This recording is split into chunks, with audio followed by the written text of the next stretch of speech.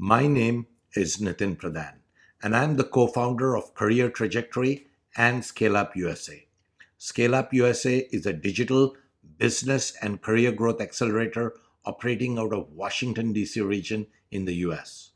And today we are going to talk about a very interesting topic. And the topic is how to secure admission and financial aid in top US universities. Now, this is a question that we get asked often by our students, not only in US, but internationally.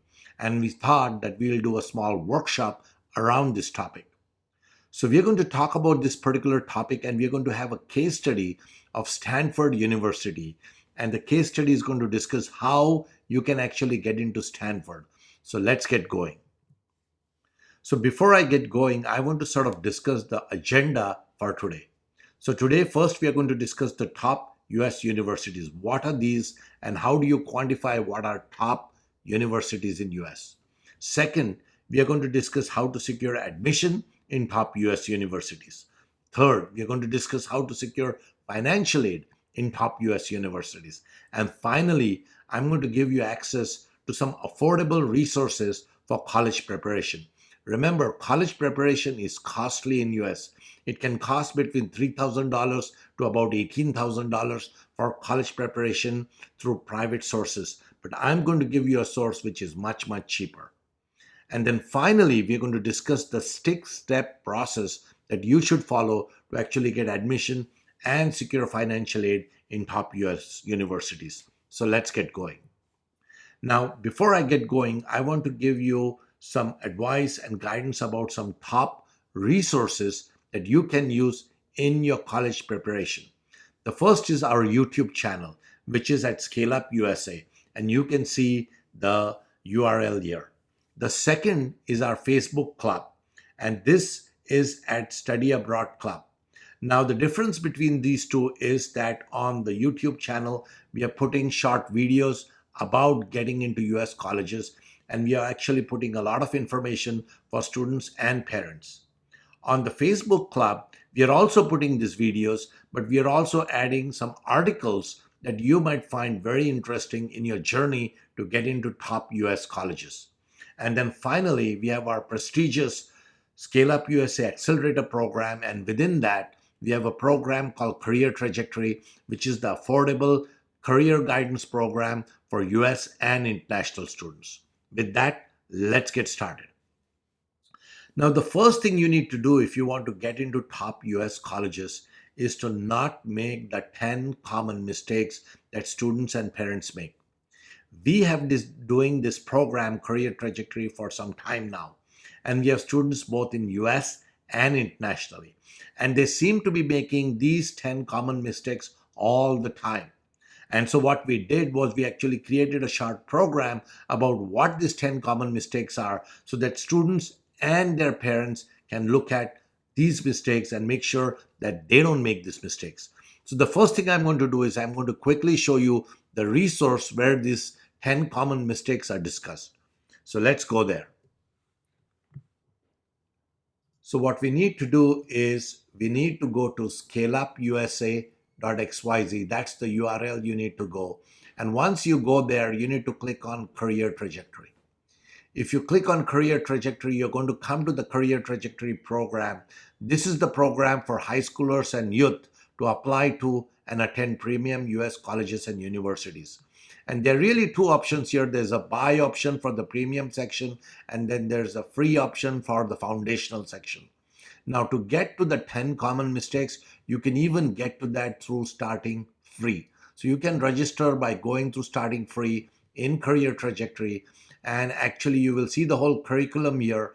And in the foundational section, which is entirely free, as you can see here, free preview, in this entire section, we discuss the top 10 mistakes. So here is the top 1 mistake, second, third, all the way till 10. Make sure that you take this entire section because it's going to help you plan your career to top US colleges and not make the mistakes that most students are currently making. Now let's go back to our program and talk about some other issues. Now, one of the things which I want you to be aware of, which we did not discuss in the agenda, but is extremely important, is before you select the right colleges, you must understand what is the best fit major. This is the major that you plan to do in your college or university. You need to understand what your major is going to be before you go out and select the college you want to go. You don't want to do it the other way around, because certain majors are really a specialty of certain colleges and universities. So, how do you select the best fit major? The way you select the best fit major is that it's a combination of two things. It's a combination of your passion versus the career opportunity by taking in this particular major. Now, here's what I mean. Here is this whole section about your passion. If you're going to select a major, you better have a passion for that major. Let's say you're going to select computer science. You better like computer science, because if you don't like computer science, you're probably not going to do well. You're probably not going to remain in that major, and you'll probably not have a successful career there. The other criteria that you need to look at is you need to have strong career opportunities in that major. So if you select a major which is your passion, but ultimately does not have a strong career opportunity, the ultimate result may not be good. So this is really what you want to do. You want to have your passion and your career opportunities intersect. This is the common area that you probably want to go out and do this. Now, people ask us all the time, what are the resources that they can use to actually go out and select the right major? So again, I'm going to quickly show you where the resources, and you can then access it. Again, you go down and go to career trajectory. And if you go down in this curriculum, you will see there's a section number 6, which is actually talking about selecting the optimum college major. We discuss how you select the college major, and we give you specific resources that you can access and figure out what the college major should be. So once you have selected the college major, you now need to select the best fit university. And people ask us, what is best fit university? And I'm going to talk about what a best fit university is, how do you select it, and go about doing this. So the first thing I want you to understand is, if you want to select the best fit university, you need to look at certain attributes of that university in selecting. Now, I mentioned earlier that we want to look at only the top US colleges. So I want to explain here what are top US colleges. So in US currently, there are between 4,000 to 4,500 universities and colleges, depending on how you count it. And of this, about 300 or so are rated as national level universities. If you get into any of the national level university in a best fit major, which means where you have passion and you have opportunity, you cannot go wrong in your career. That's what we would suggest. So you need to select one of those national universities. The first thing you need to look at is the quality of that university. And if you're looking at a national level university, you're probably not going to go wrong. Again, the higher the ranking of that university, the better it is. So obviously, if it's in the first 25, it's better than it being in the 200 to 250 range. The second thing that you need to look at is the price or the expense to get into that particular university. Now, here's an important fact. People always look at the cost of getting into that university. That's the retail price. That's not the price you should look at. You should look at the net price. The net price is all the expenses to actually complete that entire career of that university, less all the financial aid that university is willing to give. And net price is what you should decide whether you can afford that university or not, and not really the price, because net price is roughly what you should expect yourself to pay, and you should actually talk and negotiate with the university to get as close to the net price as you can. The third thing you need to look at is the average loan amount. This is the average outstanding loan amount you're probably going to have at the end of your graduation. So about 4 years after you complete, you take all your courses, and in 4 years you complete the degree. That's the loan amount you'll probably have. And you want to make sure that this loan amount is as low as possible, because remember, you'll have to pay not only the loan amount, that's the principal, but you'll also have to pay interest. Then, of course, you need to look at the admission and financial aid possibilities, Because if you cannot get admission, then obviously it makes no sense applying to that university, and you would prefer to have financial aid. So that's something which you need to look at. And then, of course, you need to look at graduation rates, because you want to get into a university which has high graduation rates. And then finally, you need to look at what we call return on investment. And return on investment is a criteria of how much you're going to earn after you have deducted all the amount of expenditure that has gone in for you to study. So all of these criteria are very, very important. I'm going to now talk a little bit about a resource that's going to allow you to actually get the best fit universities. Again, this is a question that keeps on coming and keeps on coming. How do we select the best fit universities? So again, we have it all boiled down, all the resources together. Again, the resources same. I'm just going to show you the section where you need to go and actually look at what the opportunities are. So again, if you go to ScaleUp USA and Career Trajectory, I've got this whole curriculum here. And in this curriculum, you will see after, some of the sections here, in section number 9, you're going to see selecting the best fit colleges to apply. Again, there's a whole lot of strategy here. There's a whole lot of processes here. And then there are resources here that can allow you to actually select the right universities. Now let's go ahead and discuss some other issues. Now, as I mentioned, we were going to discuss Stanford University as a case as we go about doing this whole program. So let's now talk about Stanford University. And we're going to discuss the attributes that we discussed earlier. So for Stanford, the total expense per year is roughly about $71,000 per year. But the net price is as low as $17,000. What does this mean? This means that the total expenses that you will actually require, that's the list price for joining this college and university for 1 year, is roughly going to be about $71,000, I should say, per year. But typically, an average student is only paying a net price of $17,000 because the rest of the amount is being covered by some kind of financial aid from the university or otherwise. You should also note that the average loan amount of students in this program after they graduate is roughly about $32,000.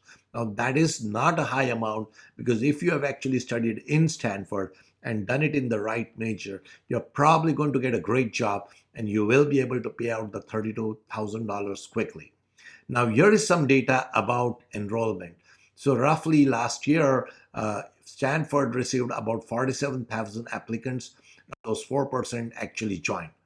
Now, this is a very important number. It is obviously a very selective university because only 4% of folks who applied got in. And it's obviously a very good university because of this 4%, 82% of them decided to join. This happens when the university is really, really good.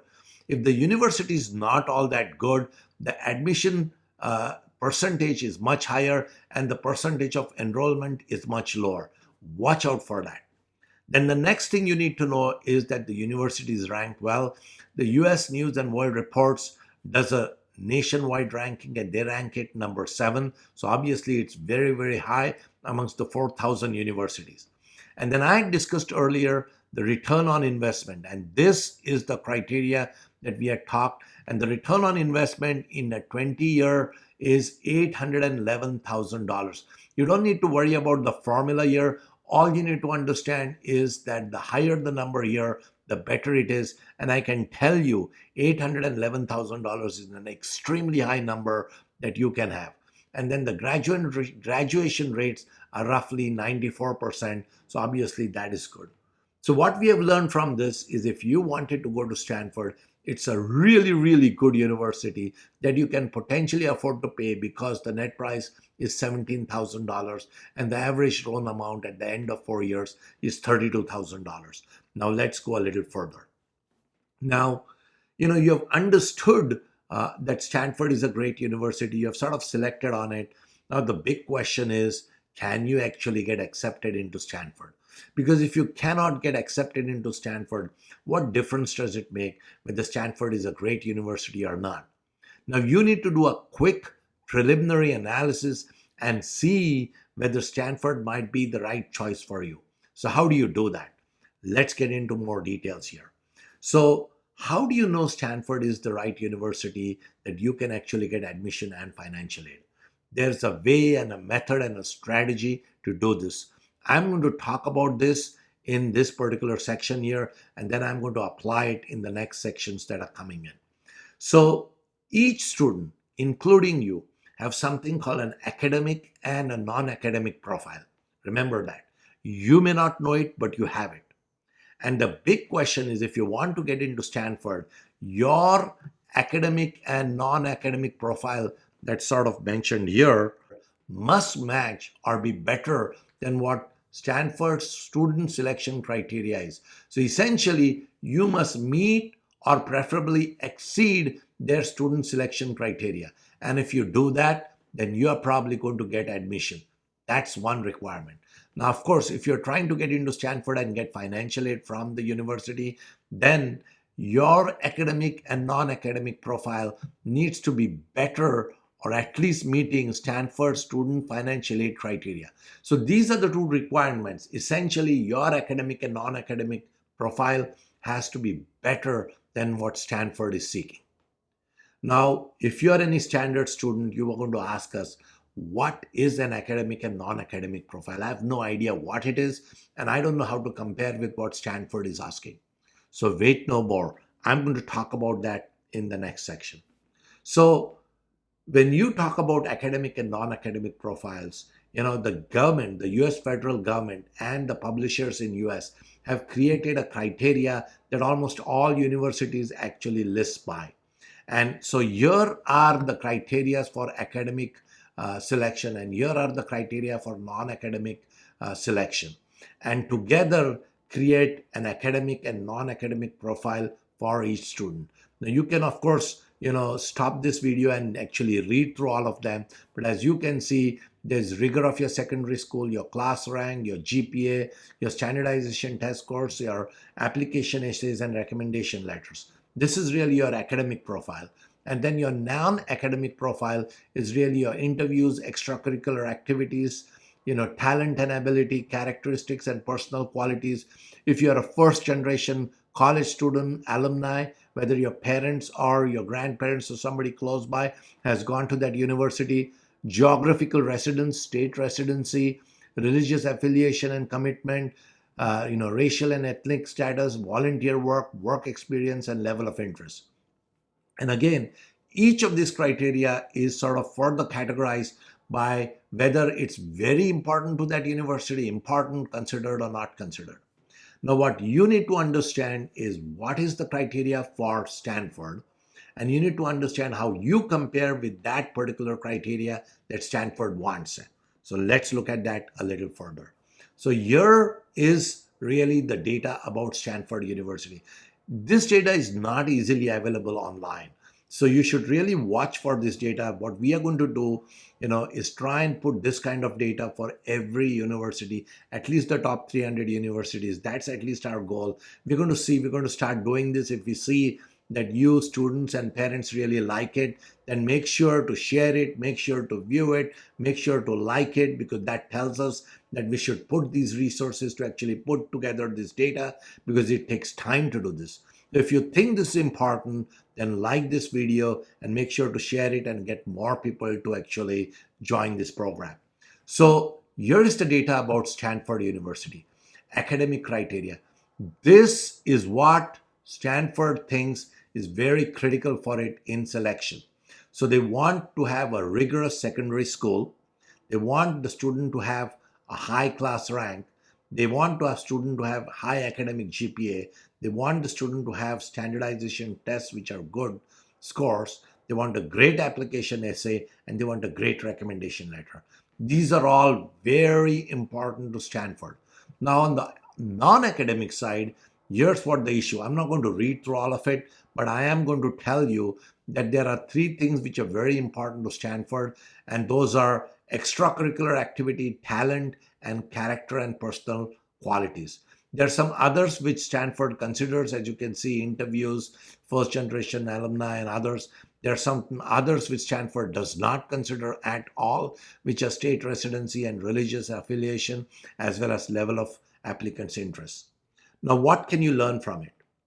If your secondary school is a rigorous secondary school, if your class rank is really, really good, your academic GPA is great, you have a great standardization test score, you're writing great application essays, you're getting good recommendation letters, and you have really great extracurricular activities, talent, and character, then you have a great chance of getting into Stanford. But if one or more of this is lacking, then you probably should not waste your time trying to go to Stanford because you're going to get deficient in some of these activities. Now, here's what I would suggest. I would suggest that do a self-evaluation and see how well you compare. If you're at least as level as what Stanford wants, then you should go on to the next step, or you should look at a less stringent university or a less university which has different criteria for academic and non-academic selection. Now, one of the things I will mention here is that in today's world, which is highly, highly competitive, there are lots and lots of students which have a terrific academic criteria. All of these things are very, very good. What we are finding is that the difference is coming in the non-academic criteria. So you have to build a great non-academic record to complement your academic record. How do you do that? That's something which we have discussed. I'm going to just quickly take you and discuss that. So again, you can go to career trajectory. And if you go to career trajectory, there's something called strong personal branding. And this is the section where we are talking about doing something wonderful that's going to be terrific for your career. It's going to help you get into the top colleges. How do you do that? That's called personal branding. And this is a section which actually does that. These things take time. So the earlier you start, it's going to be better. So you should start in 9th or 10th grade as soon as possible. If you have not done that, start it now. That's going to help you a lot. One of the things I will also tell you in section 5 here in the career trajectory program that we have mentioned, we have this whole section of college application timeline strategy. And here's what I would suggest. If you're trying to get into a college like Stanford or Princeton or something which is very high up there, you want to make sure that you start your planning very early. And you probably should start in your 9th grade and continue through your 10th, 11th, and 12th grade. How do you do that and what do you do is being discussed here. So with that, let's go back to our discussion about Stanford. So you now understood what Stanford really needs in an academic criteria and in a non-academic criteria. And if you think you are close enough to this, then you probably have a shot at Stanford. You should go forward. Now, if you think you have this shot, you should do one more level of advanced analysis. And this is a crucial, crucial step. Remember, if you're going to apply to a college, it's going to take time, effort, and money. Typically, every college application can take anywhere between 7 to 15 days to actually get it completed to really, really good level if you have everything organized and done well. If you don't, it can take a month or 2 months. So if you're going to spend that kind of time and if you're going to spend on application fee, you're going to be able to do this only for a few colleges. Maybe you'll apply to 9 colleges or 12 colleges or 15 colleges. So you need to select the colleges very, very carefully, and you should have a strategy of actually getting in. And in the career trajectory program, we talk about the strategy called the 3-3-3 strategy or the 4-4-4 strategy or the 5-5-5 strategy. Check it out because that gives you a strategy to select the right colleges and apply. So if you're going to go with Stanford now and you have found that the preliminary analysis states that you have a good chance, then you should conduct what we call the advanced analysis. Advanced analysis is an analysis where you do actually check your potential record with the past Stanford admission data.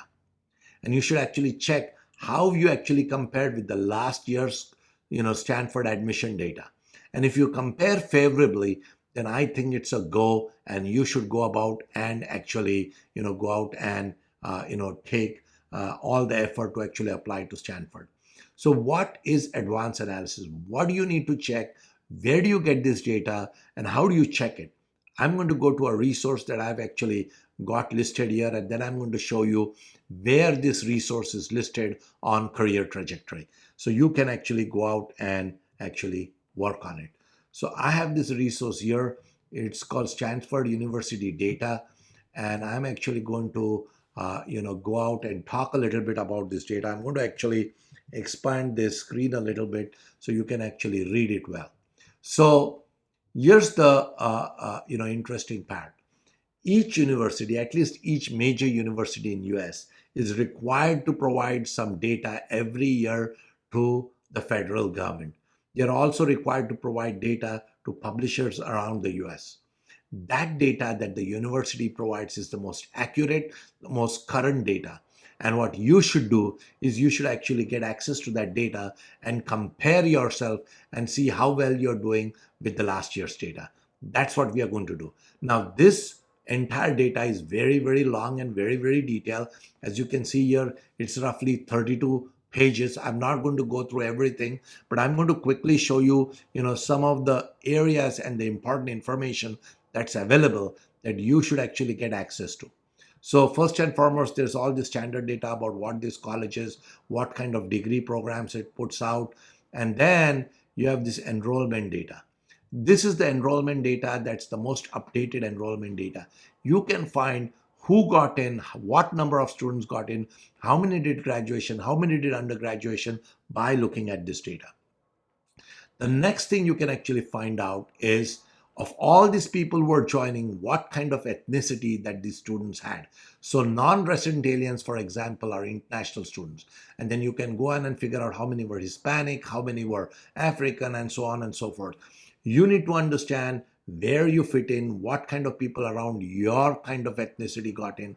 That would be a great, great idea to have. Then, of course, you need to figure out what we call as the graduation, what kind of degrees were awarded. Obviously, if you look at Stanford, there are lots and lots of master's degrees. They're actually offering more master's degrees than bachelor's degree, and they're offering doctoral and postdoctoral degrees. What this tells you is that it's a terrific research university that you should look at. Now, further on, you can go in and look at all kinds of data. There's a lot of data about, what kind of grants students are getting. You can go out and check that data. There's a lot of data around, various kind of activities. Now, here's some of the interesting data that you might want to look at. This data is telling you how many students applied, whether they're men or women, how many got admitted, how many actually enrolled, waitlist policy. If so, how many people were qualified for waitlist, how many actually accepted to be put on waitlist, and how many of these waitlisted students were admitted. So as you can see here, 870 students that applied qualified for waitlist, 681 actually accepted, only 30 of them were actually selected from the waitlist. So remember one thing, if you get into applying to Stanford and you come on waitlist, you need to know what your chances are of actually getting admitted here. Then of course we are talking about a very important aspect. What kind of high school units you need to take so that you qualify for actually getting into Stanford. And here's the data. It's talking about what are the recommended units. Obviously, if you have lesser units of a particular kind, you're going to probably have getting a problem into getting into Stanford. For example, Stanford requires 4 maths high school units and you had only 3, that's not going to work. But if you had 5, that probably is going to be in your favor. So again, go back and check out all of these kind of things. Then of course, we have the important distinction that I told you. Remember, I talked about the academic and non-academic record, and I showed what Stanford required. That data was pulled right out of this place. So again, this is going into great detail of what they are looking at. Then, of course, they're talking about the SAT and ACT policy. They're talking about great detail there, so you can check out all kinds of information about it. Now, one of the interesting things is it's telling you how many people submitted SAT score, how many people submitted ACT scores, and they're giving 25th percentile and 75th percentile ranking. Now, obviously, you can see what the scores are, and you can actually decide, how you compare with those scores. Now, here's another interesting data. Stanford is telling you for the first time, first-year freshmen, what were the scores in each range. So you can see here between 700 and 800, 78% in the reading and writing, and 84% in the stats, SAT, maths.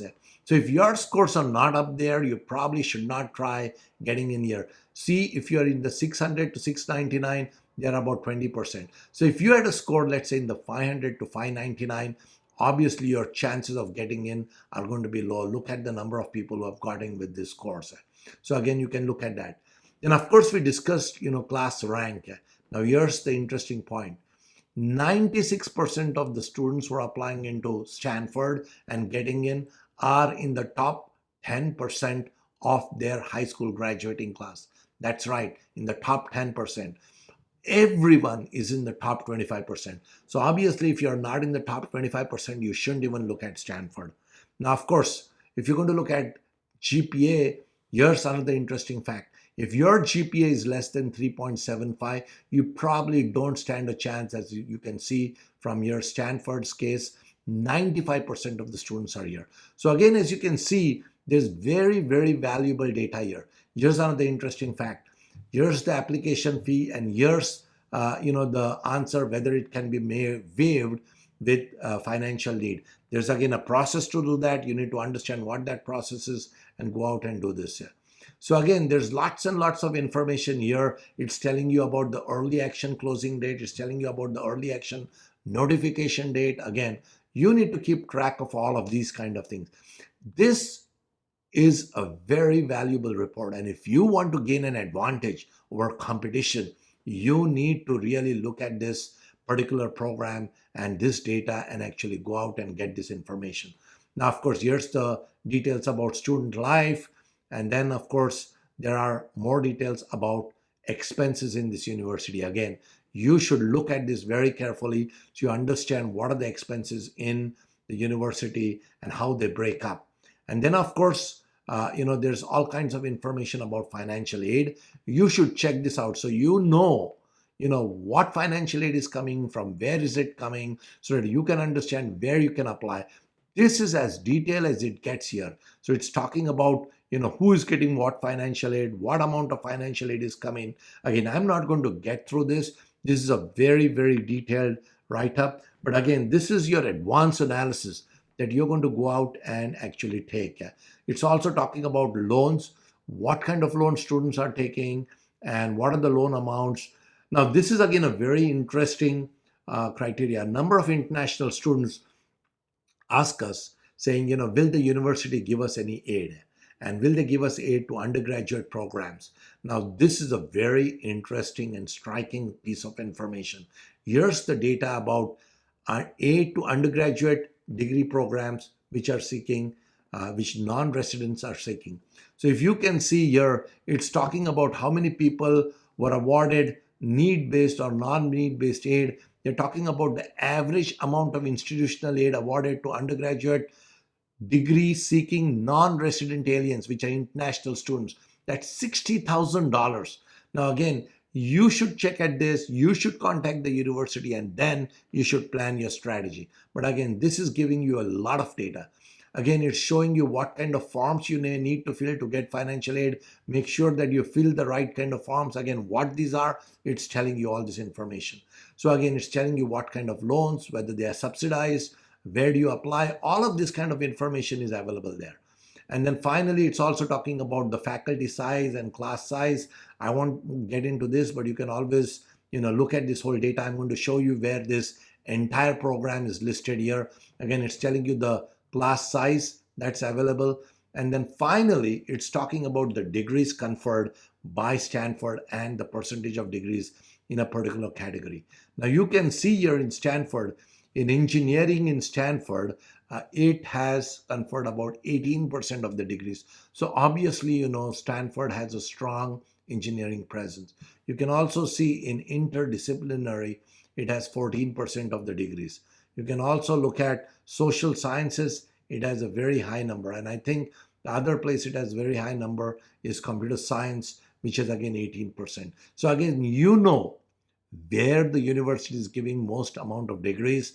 Obviously, if there are more degrees being given in a particular area, That is the strength of the university. If you're going to select a major and it's in one of those areas, you're probably going to have a terrific place to join. So this is the kind of information that is available, at this particular resource that I mentioned. Now the question is, where are you going to find this information, university by university? And again, what I would suggest is you go to ScaleUp USA, go to Career Trajectory, register, and if you go, you're going to find a section called Comprehensive Application and Admission Data. And here is the data about Stanford University. This is the data that you are looking at. We are adding this for every major university in the top 300. So if you go here and if you find your university is not here, please go out and actually email us from the system and say which universities you're trying to apply. We'll try to find the data and put it in there. These things take time, but we are committed to try and do it for our students. Currently, we have all the major universities from Stanford. More are coming in. So with that, what I want to tell you is that we have got the advanced analysis done. This advanced analysis is going to tell you fairly in a detailed manner whether your chances are good or not good. If your chances are good, you should go out and attempt it. If your chances are absolutely horrible, don't waste your time, because you are probably not going to then get into Stanford. Now, one of the things that I mentioned is, first you need to actually understand what the criteria for selection for Stanford are. Then you need to make sure that you are matching those selection criteria. But the question is, how do you improve and create the best application possible so that you beat competition? And that is really a question of a process. How do you set up a process so you get a high class rank, a high GPA, a high standardization test score? How do you get a great essay? How do you get a great recommendation letter? How do you brand yourself well? How do you do this? That requires strategy, that requires planning, that requires really working hard. And we actually have a complete program in the career trajectory, which goes step by step in it. As I said, you should join it as early as possible. I want to just go back and just walk you through that program. Again, as I mentioned, the program is career trajectory. There's a free foundational section. There's a buy section. But what I want you to look at is this entire curriculum. We believe this is the most exhaustive curriculum relating to college prep available anywhere in the world. And it's also one of the most affordable programs, costs less than about $50 a month. And you can actually do it at a much lower price if you do a yearly program. Now, a couple of things that I want to mention here. We have this whole section about preparing your mind for success. This is a very important section. Parents, if you're actually looking at this particular program, you should absolutely go out and ask your students to take this, because it actually helps them shape their mind for success in the global competition.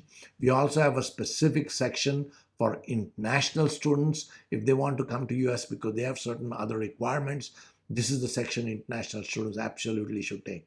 This is the timeline that I talked about. If you're planning to come to the US, or if you're planning to be in US and apply to top colleges, how do you plan? What do you do in freshman, sophomore, junior, and senior year? All of it is chalked out.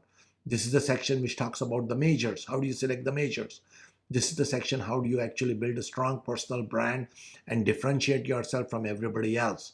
This is the section which talks about how do you create a great standardization test score and some of the test preparation resources, both free and paid. This is the section which talks about how do you get the best fit colleges. That's something which you can actually look at. Then of course we have this whole section about comprehensive application data that you just saw. Then we also have a section on financial aid for colleges. How do you go about applying for financial aid? What do you need to do? What do you need to do before getting a student loan? All of those kind of questions are answered. And then finally, we come to the cream of the cream. How do you create a strong college application? Remember, you might find the best major, you might find the best college, but ultimately you need to get into it.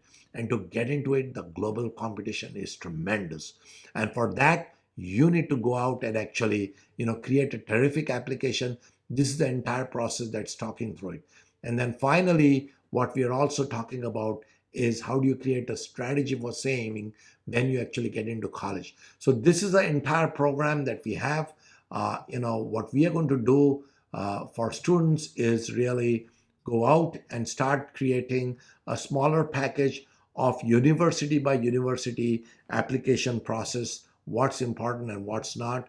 Specifically, what we are going to talk about is really this section here. We're going to try to get this section for almost every major university and put it on YouTube. That's at least the plan. We're going to go out and do it if we see great interest in this particular program.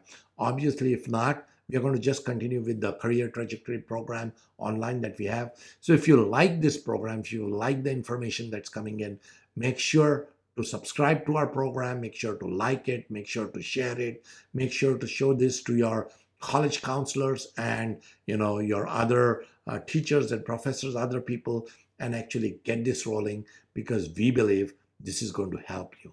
With that, I'm going to end this program, and we wish you all the best in your future career.